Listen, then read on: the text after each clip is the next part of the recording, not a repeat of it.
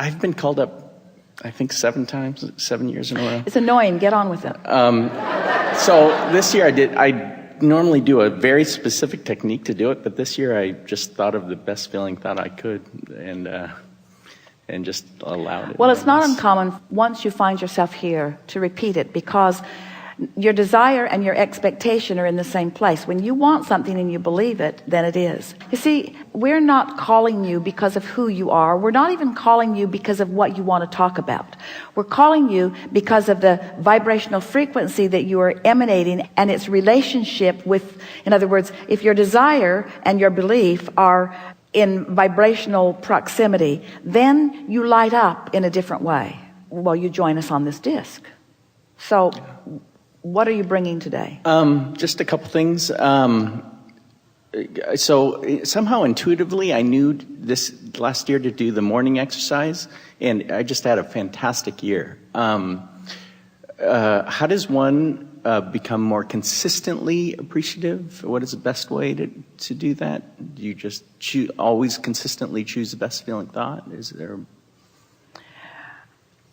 We're going to play with you just a little bit, because we know happiness is a terrible price to pay. All right, I'll appreciate if it'll get me to what I want. Right. But we don't want you to use it as a tool to get to what you want. We want it to be what you're reaching for. Right. Alignment is what you're reaching for. That's the goal. So you're appreciating because that's when you're whole. So that would be like saying, do you think I should bring all of myself to the conversation, Abraham, or just part of myself?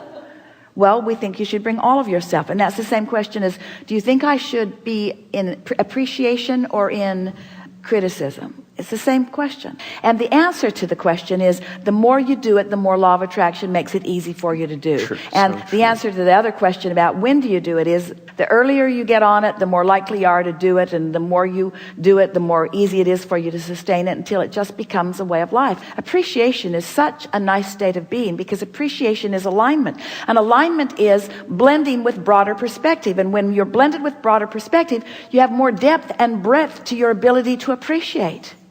Esther came off the stage a week or two ago and met a friend, and they went for lunch, and everything Esther looked at was so magnificent that she sounded like a crazy person as she was saying, look at that, look at that. People who didn't know her probably thought she was on some sort of hallucinatory drug, because everything looked more beautiful to Esther than it did to normal people who were looking through their normal eyes. That's what the state of appreciation does for you. When you tune to the frequency that is source. Let's start in that place, because that's something that we haven't talked about much today, and we really want to get it into this conversation. That non-physical part of you is available to flow to you and through you. And when it does, you are more than when you've pinched part of it off. So when you're in that high frequency, you hear better, you see better, you smell. Everything is better when you are tapped in, turned on to this high frequency energy. So the question, how do I learn to appreciate more? By appreciating some and liking it enough to focus. Yeah, it's a choice. Abraham, how do I learn to eat the things that taste best to me? I keep getting nasty things in my mouth. Well, watch what you're doing. Just watch what you're doing. Get your eyes open, and through some trial and error, you'll have some experiences. But after a while, you know what thoughts take you down that path and what thoughts take you down that path. You know what people take you down that path and what people take you down that path. You know what memories take you down that path and what memories take you down that path. You know. This is not hard, right. You know. Yeah, I get it. Just practice it until the vibration of it carries you. Because what you're really reaching for is what comes next.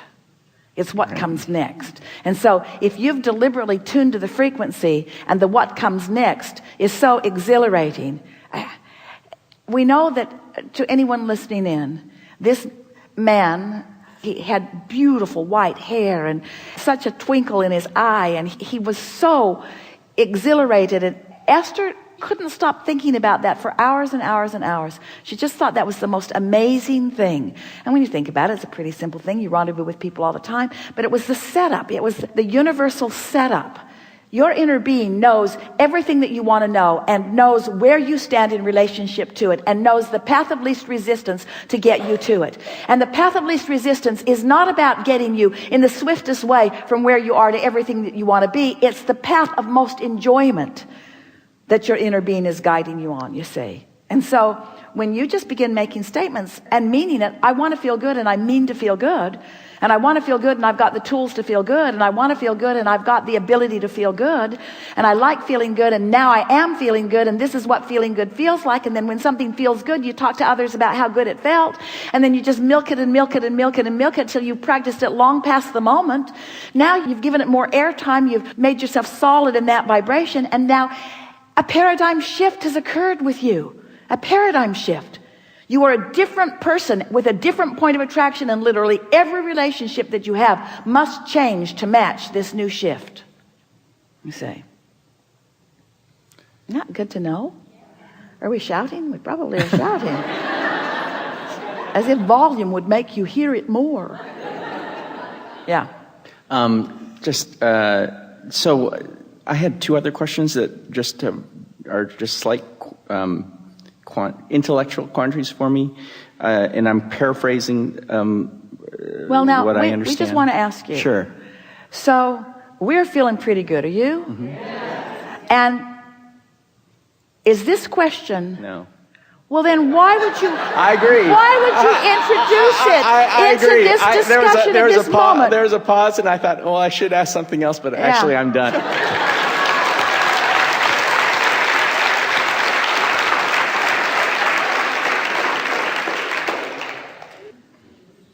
That's a good demonstration, isn't it?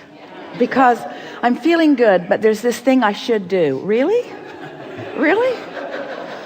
You really want to do this thing you should do and jeopardize this high-flying disc?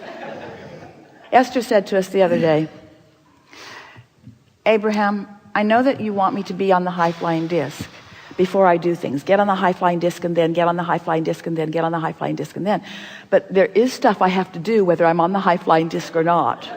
In other words, there are deadlines. There's stuff I have to do whether I'm on the high-flying disc or not. And we say you'll get over it in a while. You'll reach the point where that will be so important to you that if you're not on the high-flying disc, you just won't proceed. Your employers will be slightly annoyed.